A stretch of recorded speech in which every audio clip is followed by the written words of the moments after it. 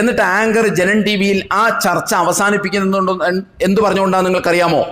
ഇങ്ങനെയുള്ള വാചകങ്ങൾ ഖുർആനിൽ ഉള്ളത് കൊണ്ടാണ്, ഇതിൽ നിന്ന് പ്രചോദനം ഉൾക്കൊണ്ടുകൊണ്ടാണ് ലോകത്ത് മുസ്ലിം തീവ്രവാദം വളർന്ന് വികസിക്കുന്നത് എന്നാണ് അയാൾ പറയുന്നത്.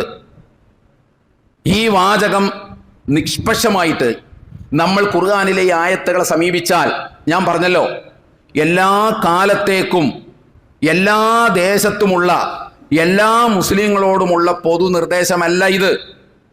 മറിച്ച് ആ കാലത്ത് മക്കയുടെയും മദീനയുടെയും ചുറ്റുപാടിൽ വിശ്വാസത്തിൻ്റെ സ്വാതന്ത്ര്യത്തിനു വേണ്ടി താൻ സ്വീകരിച്ച വിശ്വാസം മറ്റുള്ളവരോട് പ്രചരിപ്പിക്കാൻ അനുമതി നൽകാതിരുന്നപ്പോൾ, ആ പ്രവാചകനെ മക്കയിൽ നിന്ന് ഉന്മൂലനം ചെയ്യാൻ ശ്രമിക്കുകയും പറ്റാതെ വന്നപ്പോൾ ആട്ടിയോടിക്കാൻ ശ്രമിക്കുകയും ഒക്കെ ചെയ്ത ഒരു പശ്ചാത്തലത്തിൽ വിശുദ്ധ ഖുർആൻ നടത്തിയ ഒരു പരാമർശമാണത്.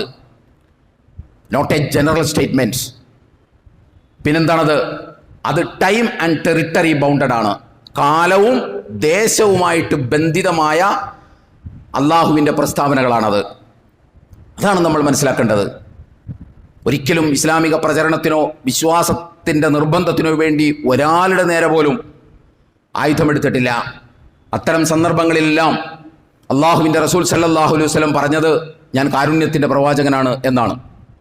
ഞാൻ ആരെയും ഇല്ലായ്മ ചെയ്യാൻ വേണ്ടി വന്നതല്ല.